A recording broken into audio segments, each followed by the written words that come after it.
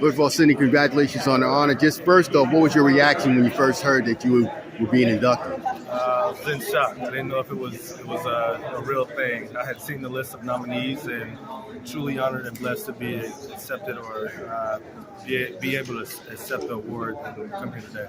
You talked about being from a small town, but it's a small town that has done big things in football. First off, just how much are y'all still glowing from the win back in December over Dutch Force? Oh, it's absolutely amazing. There's been a lot of great battles in the state of South Carolina. Gaffney football being one of the best football schools in the whole state. It was absolutely amazing to play there. I'm happy to see what they're doing with the program, building new facilities, getting the kids to buy in. And, you get results like state championships, coming down to Columbia and getting to play in front of thousands of people in a great state. So it's awesome. At that game, there was so much support there. It seemed like they almost basically took over Columbia. Is that just how the support is usually? That's exactly how it is. That's your Gaffney fans. I always tell people I was blessed to be able to play in front of thousands of fans on Friday Night Football. We probably had about 20,000 people in the town, and at least 10,000 of those people were at the football games every Friday night. So I was always playing on the big stage. They always travel really well, and anytime it's a state championship, it's definitely not going to be a shortage of Gaffney fans there. And how much playing in that atmosphere helped you as you moved along in the college and NFL? It was awesome. I didn't have the nerves that most people get coming from smaller schools because I had that fan base in Gaffney, and then coming to the University of South Carolina, such huge support there prepared me to be able to play in front of the big crowds on Sundays. You know, I was thinking this morning, obviously this is mostly an honor about my teammates, my family, the coaches that I've worked with, and administrators over the past. Most of my memories go back to them during this time frame, and it's an honor related to that. You know, I had some skills, but I had some really good players around me as well. It's a nice, again, to step to a podium or somewhere and be honored as South Carolina's quarterback. It's a badge that I wear with great pride, and I always will. And in fact, when you left Greensboro, you came to Columbia, you haven't left. No, I have not left. Well, you marry a North Myrtle Beach girl, you're not going too far. And I did that, raised a family here. And of course, everything in my relationship with South Carolina has been a big part of my everyday life. And, you know, it is my home. And South Carolina is my home. I wouldn't trade it. I had great memories in Greensboro, and they certainly they got me prepared for this process. But South Carolina is where home is for me. All right, so you come here, well, obviously you got some orange here as well. You and CJ having some fun. I mean, this is kind of a weird Hall of Fame to go into in that regard. Yes, you know, and then you know, you think Sidney and CJ, I called their games, you know, which is the second part of my career and not what I'm being recognized for now, but still hugely important to me, and also makes it fun for me to be a part of this because I know how special they were. I can tell them plays right now that they do not remember in their careers that I do. And it's a great class. I know everybody says that. This is a really good class. One of the reasons why I was so disappointed the pandemic hit, obviously your perspective changes when the pandemic hits. You know, okay, maybe we can hold off on the Hall of Fame, it'll be all right. But it was because it was such a really good class that I was disappointed we weren't able to have it 2 years ago, and I'm glad to be a part of it now. What was your first reaction when you heard that you were being inducted?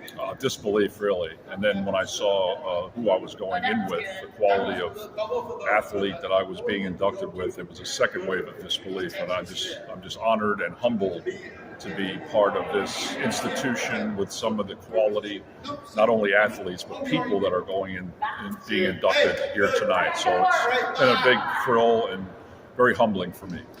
Notice in your biography, they say you first arrived at USC on a basketball scholarship. How did you get into baseball?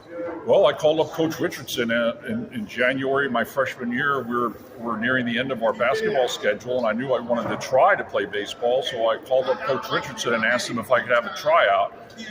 And at first, he wasn't real receptive. Then Coach McGuire called him on my behalf, and I went over and I threw for him, and I threw really hard back then, harder than I probably did in the major leagues because I hurt my arm at Carolina. But because of the fact that he watched me throw, I made the team. I didn't pitch much my first 2 years, but being on a team of that caliber, you know, we lost a national championship game my sophomore year, and then we lost a national championship game my senior year. So to be on that quality of a team as a walk-on was quite an honor and very accidental, frankly. If that moment doesn't happen, where do you think your career trajectory goes? I probably would have been a trial lawyer or something like that. I wound up going to law school after my playing career, so I probably would have become a lawyer and gone down that path. So it's amazing how the slightest thing will change the course of your life, and I have Bobby Richardson to thank for the opportunity he gave me.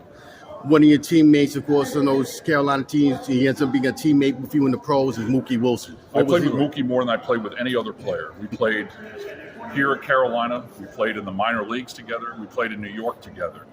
Mookie is not only one of the finest ball players I've ever had the opportunity to play with, one of the finest human beings I've ever had the opportunity to be with. Him and his wife Rosa and their son Preston, these are quality people, Hall of Fame caliber people on and off the field. So Mookie I consider one of my closest friends and a role model for all of us.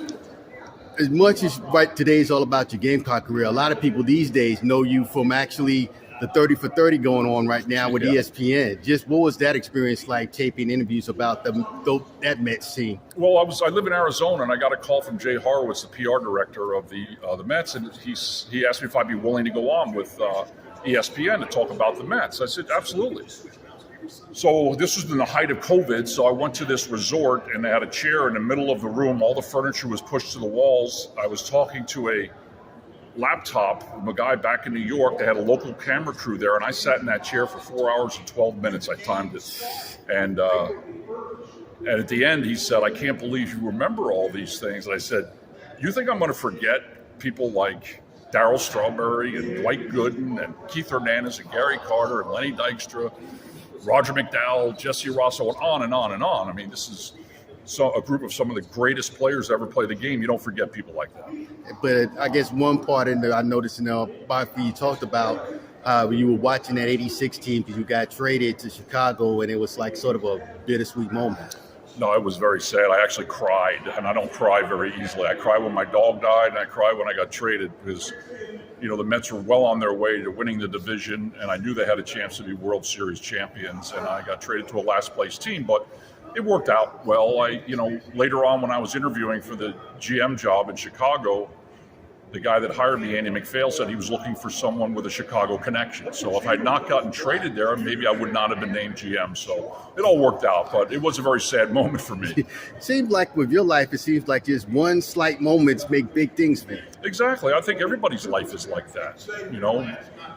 The slightest little thing happens. One story I'll tell you along those lines, my first draft as general manager, we were picking 4th in the country. And the first pick of the draft was a guy named Darren Erstad, who was with the Angels. The second pick was a guy named Ben Davis, got picked by the Padres. The Mariners were picking next.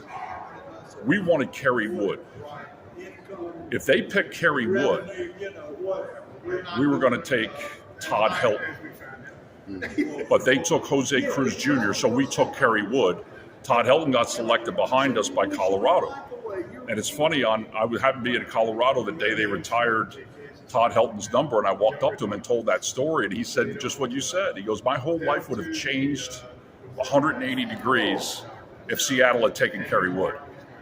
But that's what life is. I mean, there's certain things, the best advice I ever got, don't worry about the things you can't control.